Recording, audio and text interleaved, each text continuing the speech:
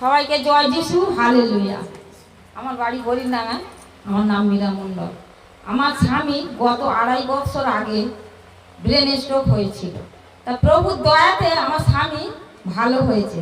ডাক্তারখানা যখন নিয়ে যাওয়া হয়, যাইলে নার্সিংহোমে বলেছিল 72 ঘন্টার ভিতরে উনি মারা যাবেন। তা প্রভুর কৃপায় আমাদের শেষ দিনে 3 বা 4 বার প্রার্থনা দিত, আর প্রভুর দয়াতে তিনি 3 দিনে 4 দিনে সুস্থ হয়ে বাড়ি ফিরে এসেছিল। কিন্তু তখন থেকে বেশ মাস 5-6 ছিল, প্রভুর পদে ছিল আর কি। যখন প্রার্থনারে হতো শুনতো, যা বসে থাকতো। কিন্তু কিছুদিন হলো, বেশ 1.5 বছর হয়ে গেল, উনি ওই ঘরে থাকে, শুয়ে থাকে। আমার বাড়িতে মণ্ডলী হয় বুধবার, তেমন বসতো না। আবার কিছুদিন দেখছি বারান্দাতে দোলনায় বসে থাকে, আমাদের প্রার্থনা হয়, শোনে। কিন্তু কোনোদিন মণ্ডলীতে নিয়ে যেতে পারিনি, যাইও না।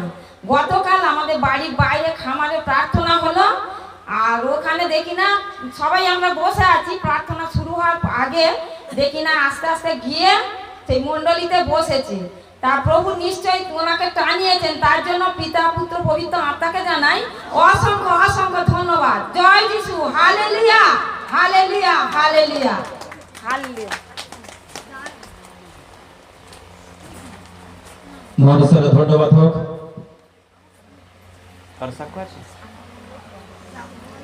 তো আমরা আরেকটি সাক্ষ্য শুনে নেব।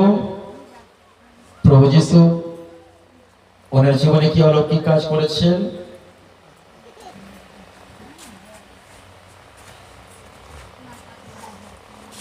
জয় যিশু, হ্যালেলুয়া।